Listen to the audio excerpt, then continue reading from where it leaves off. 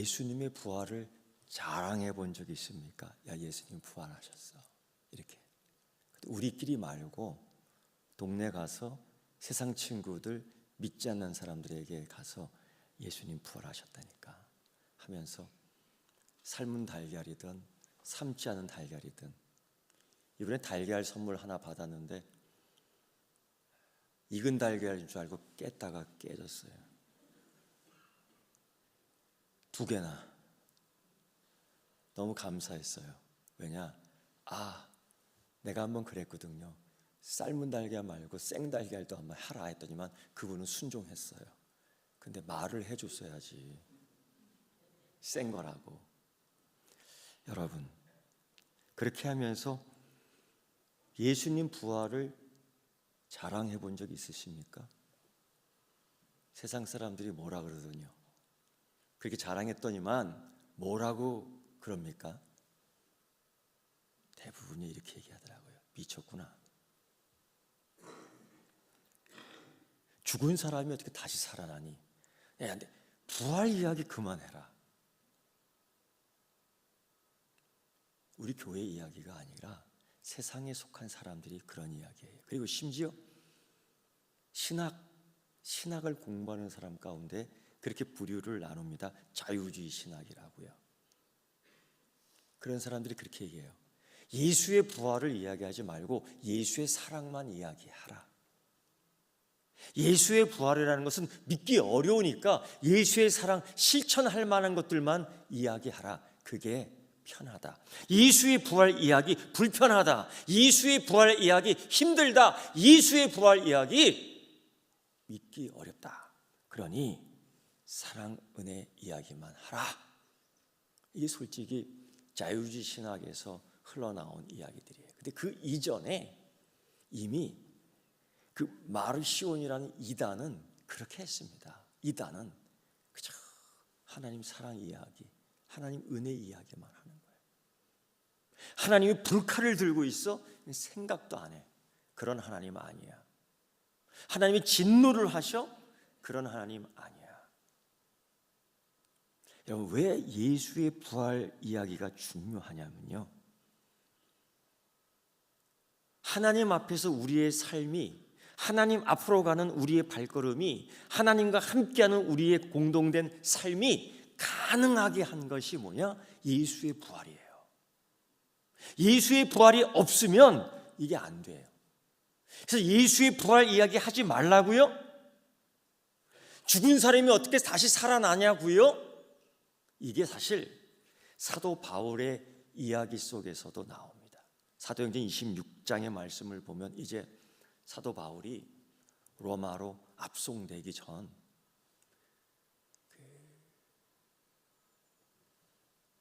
거기 불립 왕과 총독이 그를 데려다가 이야기 한번 들어봅니다. 야, 너 이야기 한번 해봐라. 근데 사도 바울은 알고 있어요. 여기서 이야기 잘 하면 풀려나는 거예요. 이들은 알고 있어요. 내가 죄가 없다는 걸. 이들은 알고 있어요. 이건 정치적인 법률 죄가 아니라는 걸 알고 있어요. 순전히 자기들끼리의 종교 이야기 알고 있어요. 그래서 사도 바울이 말만 잘하면 풀려나요. 아무 문제 없어. 세상 편하게 살 수 있어요. 이런 고난을 일부러 지지 않아도 돼. 십자가 지지 않아도 돼요. 그냥 잘 살 수 있어요. 그런데 사도 바울은 예수 부활을 이야기합니다. 그걸 듣고 있던 베스도 총독이요, 미쳤구나. 이 한마디 해요. 너 많이 배운 줄 아는데 네 그 많이 배운 학문이 너를 미치게 했구나. 이게 고상하게 얘기해서 이런 얘기고, 진짜 미친놈 저거 쫓아내. 저 미친놈 저거 로마로 빨리 압송해라. 저거 여기서 재판을 뺐어. 로마로 보내라. 저 미친놈 저거. 이런 식으로 얘기한 거예요. 그래서 결국 붙들려 갑니다. 그래도 예수의 부활을 이야기할 수 있겠습니까? 여러분, 친구들에게, 세상 친구들에게 예수의 부활 이야기했다가 봉변 당해 본 적 있습니까? 예수의 부활을 자랑하다가 뭐 미친놈은 아니겠지만 너 그 얘기 좀 그만하라, 이런 것 당해본 적 있습니까? 그 사도 바울이요, 고린도전서 15장 12절 이하에서 그런 얘기해요. 만일 죽은 자의 부활이 없으면 그만하라고 자꾸 하니까, 그리스도께서 만일 다시 살아나지 못하셨으면 자꾸 살아났다고 하고 미친놈이라고 하니까 움찔하지 않겠어요? 감정적으로. 만약 부활이 없고 예수님이 다시 살지 않았다면 사도 바울은 이렇게 해요. 우리의 이 모든 것들이 헛것이다. 전파하는 것, 전도하는 것 헛것이다. 너희 믿음도 헛것이다. 너희의 찬양도 헛것이다. 너희의 아멘도 헛것이다. 너희의 기도도 헛것이다. 다 헛것이에요. 예수 부활이 없으면, 그리스도께서 죽었다가 다시 살아났는데 이거 믿지 않고 이거 없다가라고 얘기하면 헛것이에요. 그래서 여러분, 우리 신앙에 부활 신앙이 중요합니다. 예수 부활을 경험했어요? 예수 부활을 목격했어요? 이제 예수 부활을 증거하고 예수 부활을 자랑할 줄 알아야 됩니다. 왜? 예수 부활이 왜 이렇게 중요합니까? 왜 성경에서는 이걸 구약에서부터 신약, 지금의 일까지 강조, 보았다. 무려 보았다는 사람이 500명이 넘어. 이걸 이야기해 준 이유가 있잖아요. 그 사람한테 가서 물어봐. 은혜 받았지요? 은혜 받은 경험 있지요? 하나님 살아 계시지요? 왜 아멘을 안 해요? 아멘 해야지. 그런 경험이 있잖아요. 그걸 자랑할 줄 알아야죠. 예수님의 부활이 중요한 이유는 세 가지예요. 첫째는 미래가 현재로 들어온 거예요. 지금까지 바라보는 것들만 우리가 미래로 실상을 바라보지만 그게 지금 현재에 온 거예요. 이게 굉장히 중요해요. 그 미래가 지금 왔다는 거예요. 여기에. 두 번째요, 이 땅에 천국이 임한 겁니다. 우리가 알고 있기로 대부분의 많은 분들이 그런 생각해. 천국은 죽어서 가는 곳이야. 여러분, 천국은 내가 여기 살아있을 때 이루어지는 것도 천국입니다. 나와 너 사이의 공간에 이루어지는 것이 천국입니다. 근데 그게 막 이루어지는 게 아니죠. 그 천국이 이 땅에 온 거예요. 예수의 부활로. 세 번째 중요한 거 있습니다. 우리 주님 예수 그리스도의 부활로 말미암아 하나님의 영광을 우리가 볼 수 있는 거예요. 이게 무서운 이야기입니다. 아무나 하나님의 영광을 볼 수 없어요. 이거 보면 죽습니다. 100%입니다. 성경이 시작되는 그 에덴 동산, 하나님께서 진짜 잘 지어놨어요. 하나님이 인류와 함께 사시려고 창조하신 것이에요. 거기서는 하나님과 함께 거닐었어요. 거닐렀어요. 근데 죄 때문에, 무슨 죄? 반역죄. 불순종의 죄가 아니라 반역죄. 그래서 하나님의 임재, 하나님의 영광 바라보지 못하고 갖지 못하고 에덴 동산에서 쫓겨났는데, 그 이후로 아담 이후 그 이후로 인류는 한 번도 에덴 동산에 접근하지 못했습니다. 왜? 거기 하나님이 불칼을 갖다 놨어요. 접근하면 다 죽습니다. 하나님의 영광이 거기 임해 있어요. 그런데 그 칼을 통과해야 돼. 그 불칼을 통과해야지만이 하나님의 영광을 만나요. 근데 만나지 못하게 했어요. 그 이후로 한 번도 만난 사람이 없어요. 그 이후에 애굽에서 노예 생활을 하던 이스라엘 백성들이 아브라함 때 약속했던 그 자유의 약속을 하나님이 지키시면서 그들을 광야로 일단 이끌어냅니다. 그 많은 사람들을 수용할 수 있는 장소가 사실 거기예요. 하나님이 그들을 거기로 인도하시는데, 하나님의 임재가 어떻게 임했냐면 산 위에서 하나님이 강림하자마자 번개와 불들이 빽빽한 구름처럼 맹렬한 지진이 일어나며 정말 이런 생각, 여기 있다간 죽는구나, 그런 생각이 들어요. 그래서 그 이스라엘 백성들이 모세를 내밉니다. 네가 가라. 왜? 우리가 가면 죽을까 하노라. 아니, 하나님께 가까이 가면은 죽는다는 생각을 하는 거예요. 그러니까 내가 죽기 싫으니까 모세 너 가라. 이게 참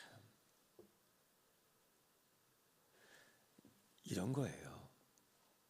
남이 은혜 받는 거는 참 좋아하면서 자기도 은혜 받아야 되죠. 근데 여러분, 은혜 받는 게 사실 쉽지 않은 일이에요. 그러니까 너나 은혜 받아라, 이런 사람들이 많아요. 너나 은혜 받아라. 내가 먼저 봐야 되는데, 하나님의 영광이 거기 임하는 걸 알면서도 죽기 싫으니까 모세 보고 가라는 거예요. 네가 우리 대신 가라. 근데 더 웃긴 게 뭔지 아십니까? 모세가 가요. 남들 다 하나님의 영광 안 되겠어, 나 죽으니까. 하나님 은혜 안 되겠어, 나 죽으니까. 하나님의 축복 안 되겠어, 나 손해보니까. 하나님의 은혜 축복 안 되겠어, 나 불편하니까. 여러분, 어떤 사람들에게는 하나님의 은혜가 임할 때 힘들어지는 사람도 있어요. 하나님의 축복이 임하면 다 뭐 이렇게 춤추는 줄 아세요? 더 귀한 사명이 있을 때가 있어요. 그 힘든 사명. 그래도 축복 받으시겠습니까? 그 힘든 사명 주어질 텐데 그래도 더 큰 은혜 받으시겠습니까? 뭐 겁나요? 한번 해보는 거지. 한 번 살지 두 번 죽습니까? 한번 해보는 거예요. 그런 깡이 없어요. 예수 믿으면서 그런 깡 없어요. 예수 믿으면서 그런 깡나무 하나 있어야죠. 맨날 죽겠다고만 하세요. 그런 소리 하지 말고요. 모세가요, 산 가까이 가서 이런 얘기를 해요. 원하건대 주의 영광을 내게 보이소서. 죽는 거 압니다. 모세 무식한 사람 아니에요. 주의 영광을 내게 보이소서. 죽는 거 알면서도 이때 하나님의 응답을 들어요. 네가 내 얼굴을 보지 못하리니 나를 보고 살 자가 없으며. 모세도 예인은 아닙니다. 하나님이 그 영광을 직접적으로 모세에게 안 보여줘요. 모세 살아났습니다. 근데 이런 대화를 하고 이런 확인을 한 거예요. 깡. 나는 우리 서귀포 교인들이 믿음의 깡이 있었으면 좋겠어요. 한 번 살지 두 번 죽어요. 근데 그 얘기하잖아요. 새끼 안 먹어도 살잖아요. 아멘? 기죽지 마시고 깡다구 있게 살자 이거예요. 깡다구 있게 예수 믿자 이겁니다. 모세가 그랬어요. 그런데 하나님이 모세에게 하나님의 영광을 체험할 수 있는 장비를 하나 갖추게 합니다. 그게 뭐냐면 성막이에요. 그런데도 아무나 가서 할 수 없는 문제. 대제사장을 통해서 딱 한 명 1년에 한 번 지성소에 들어가 하나님의 영광을 체험하게 합니다. 딱 그날 한 번. 그리고 멀리서 성막을 보며 하나님의 영광, 임재가 임하는 것을 보게 돼요. 그래서 여러분, 성막과 에덴 동산의 구조 위치를 보면 비슷한 게 많아요. 문이 동쪽으로 돼 있어요. 근데 이것도 그림자일 뿐이죠. 다윗은 그래서 영구적으로 성막 대신 성전을 짓기를 원했잖아요. 하나님의 영광을 영구적으로 여기에 담아놓고 싶은 거예요. 근데 이게 허락되지 않아요. 소위 실패해서. 이유가 있지요. 다윗은 그 꿈을 접고 그 꿈을 아들 솔로몬에게 물려줘 솔로몬이 성전을 짓습니다. 완수합니다. 완료합니다. 완성합니다. 그런데 이것도 세상의 생각대로 되지 않아요.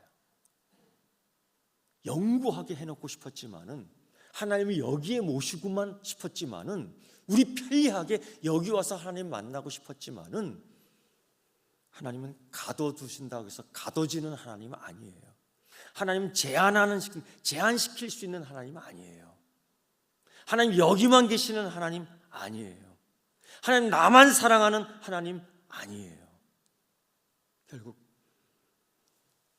이스라엘은 바벨론에 의해서 그 성전이 무너지는데 돌 위에 돌 하나 남지 않게끔 무너져 버립니다.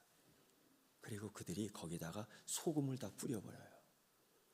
다시는 사람이 거하지 못하도록. 얼마나 비참합니까? 여호와의 영광이 그들 생각처럼 자기 가까이에 그렇게 살아서는 임하지 않아요. 그렇게 살아서는 하나님의 영광이 거기 임하지 않아요. 떠납니다.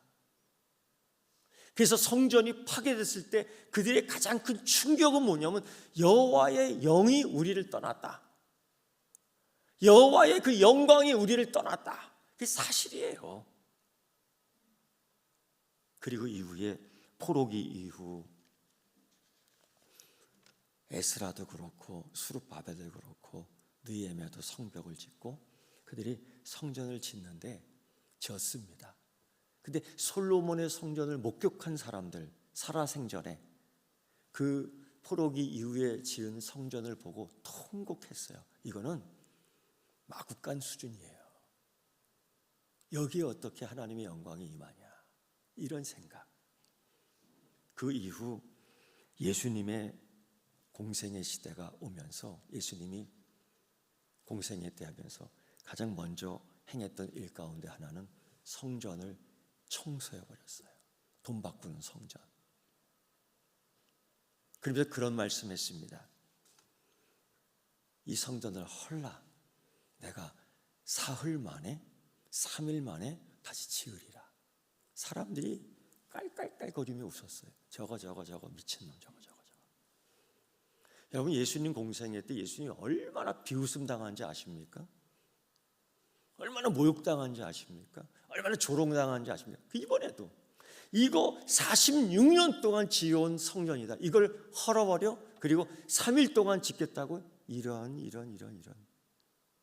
그런데요, 그들이 예수님을 붙잡지 못했어요. 그 권세가 예수님 얼마나 센지요, 얼마나 강한지요.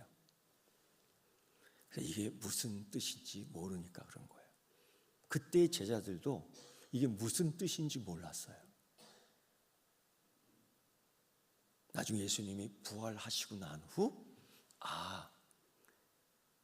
예수님 자신이 성전이구나, 예수님이 부활하심으로 말미암아 이 영광을 회복하는 거구나. 그래서 우리가 예수 그리스도 안에서 하나님의 영광을 볼 수 있는 거예요. 이게 요한이 그렇게 주장했던 거예요.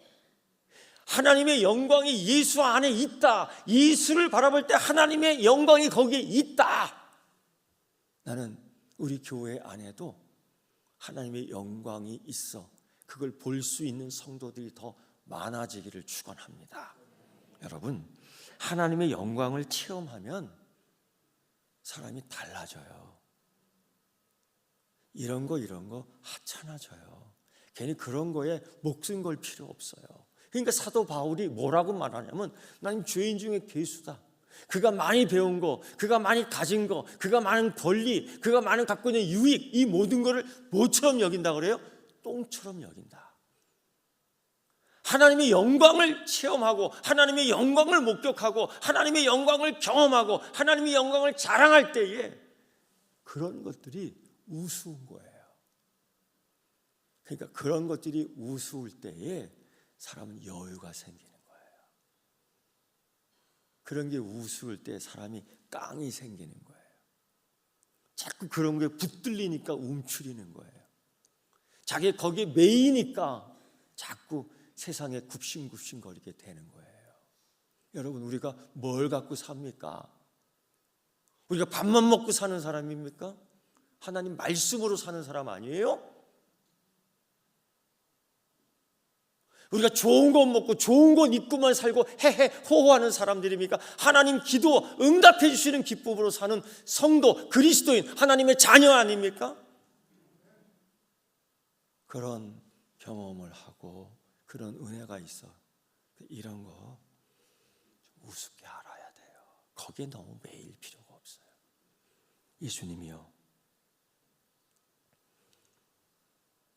그 말씀을 해줬는데 깨닫는 사람이 하나도 없는 거예요.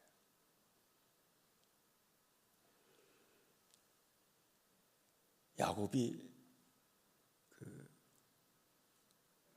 형을 속여먹고 아버지를 속여먹고 목숨 구제하기 위해서 도망을 치는데 그 광야에서 있는 건 돌베개 하나 베고 자는데 그 얼마나 불편하겠어요. 그래서 거기서 그걸 봐요. 하늘이 열리면서 하늘과 땅의 사다리, 천사들이 오르락 내리락, 땅과 하늘이 연결돼서 오르락 내리락 하는 것들을 목격합니다. 사실 그게 무슨 뜻인지 잘 몰라요. 예수님 시대 유대인들도 물론 구약을 알겠지만은 저게 도대체 무슨 뜻이야? 뭘 보여주려고 한 거야? 예수님이 나다니엘 그 제자를 처음 만났을 때에 참 그 나다니엘 그 젊은 것이 뭘 안다고 예수님 굉장히 무시했어요. 나사렛에서 무슨 선한 것이 나오겠느냐, 같지도 않은 게 그렇게 예수님을 놀려댔어요. 예수님이 뭐 이런저런 설명하면서 그랬죠. 네가 무화과 나무 아래 있을 때도 봤다 내가. 이게 무슨 뜻이냐면요, 그 당시 경건자들, 하나님 나라를 추구하고 하나님 나라를 소망하고 하나님 나라를 바라보는 자의 상징적인 의미가 뭐냐, 무화과 나무 아래 있는 거예요. 너 하나님 나라를 추구하는 자구나, 그걸 설명한 거예요. 근데 하나님 나라에 대한 소망만 있으면 뭐해요? 없는데, 아무것도 없는데. 그때에 예수님이 나다니엘 선지자에게 또 한 말씀하셔. 이 말씀, 네가 하늘이 열리고 인자가 올라갔다 내려갔다는 걸 볼 것이다 얘기해요. 이게 야고보의 돌베개 때 나타난 모습과 일치하는 거예요. 그때 나다니엘이 뭐라 그래요? 그 예수님 나사렛에서 무슨 선한 것이 나겠냐고 조롱했던 것이 주는 그리스도시요 참 하나님의 아들입니다를 고백해. 뭘 봤기 때문에 그래요. 성경에서는 그가 뭘 봤다고 얘기를 안 해요. 근데 먼저 본 거예요. 뭘 봤겠어? 하나님의 영광이 아래서 위로 오르락내리락 하는 걸 본 거예요. 예수 그리스도를 통해서. 그리고 그 고백이 터져 나온 겁니다. 이것이 예수의 부활로 증명됐어요. 하나님의 영광이 땅과 아래로 통과하는 거예요. 그래서 사도 바울이 이렇게 예수 그리스도 믿음으로, 예수 그리스도의 십자가 공로로 우리는 하나님 아버지에게 담대히 나갈 수 있게 되었다. 그래서 예수 죽으실 때에 그 성전에 그 우리를 가로막고 있던 성막, 그 커튼 이만한 것이 쫙 찢어진 거예요. 위에서 아래. 그 사람이 찢을래도 찢을 수 없는 거예요. 그게 찢어졌어요. 그러면서 우리가 하나님의 영광을 보며 나갈 수 있는 길이 열린 거죠. 이게 예수 부활 사건의 중요한 요소입니다. 여러분 묻습니다. 이런 경험을 하세요. 이런 영적인 충만한 경험을 하세요. 교회만 왔다 갔다 하는 거 말고요. 그냥 전도의 선교의 일하는 이런 거 말고요. 진짜 기도할 때에 하나님의 응답을 소리를 들으세요. 인생이 달라집니다. 1940년도 말에 미국 근본주의 신앙 단체들이 그 세속화되는 유럽으로 선교사들을 파송했어요. 그 중에 기독교 선교사인 프란시스 쉐퍼 부부가 있습니다.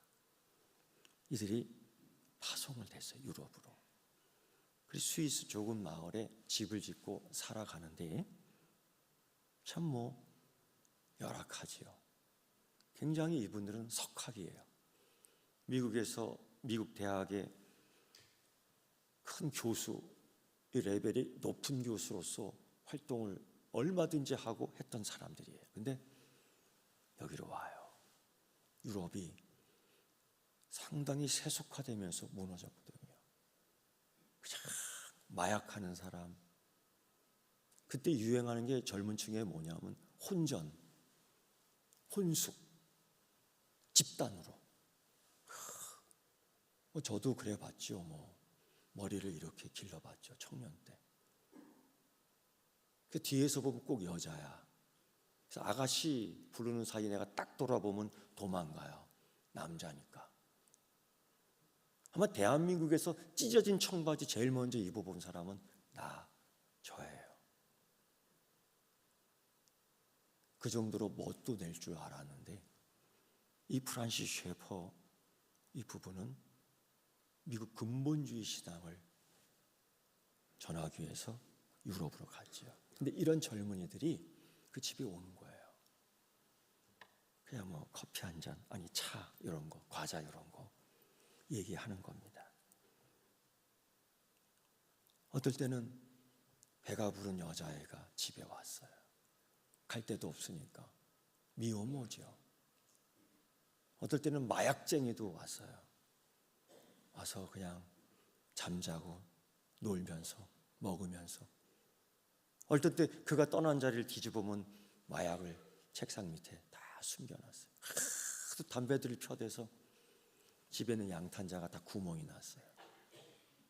그거를 그 아들 프랭크 셰퍼가 막 얘기해 줬어요.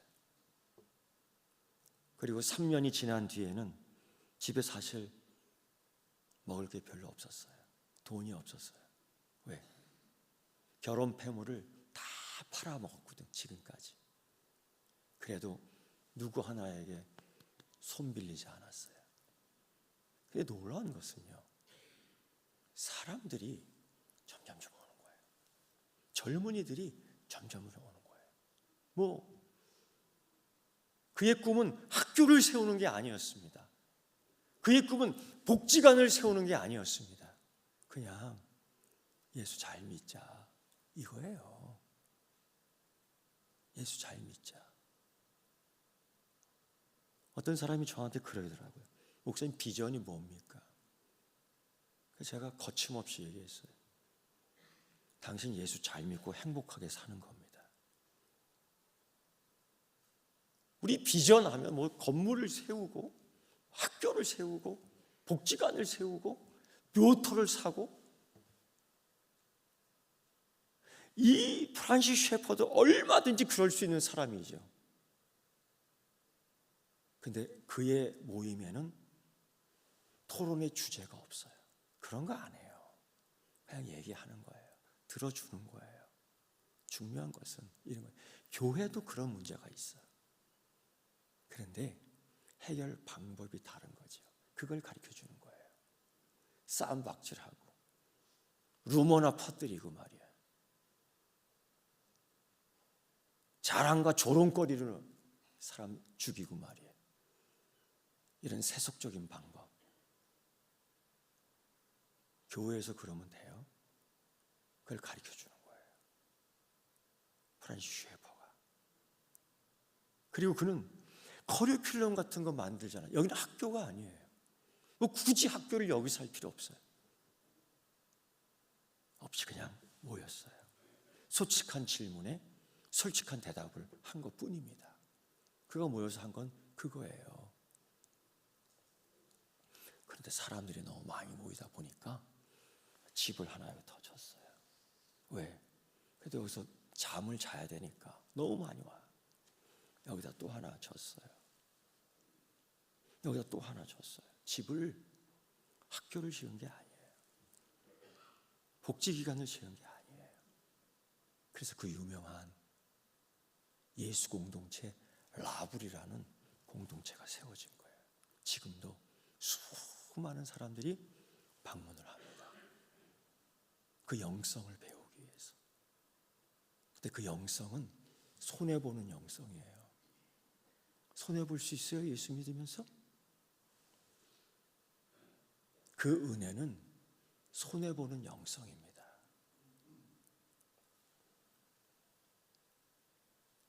수십 년간 수천 명의 젊은이들이 오고 가면서 예수의 영성을 체험하며 돌아간 뒤 자기의 자리에서 예수의 영성을 다시 꽃피기 시작한 거예요. 이게 뭐예요? 하나님의 영광을 드러낸 거예요.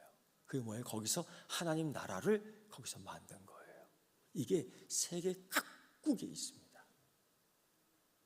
사랑하는 성도 여러분,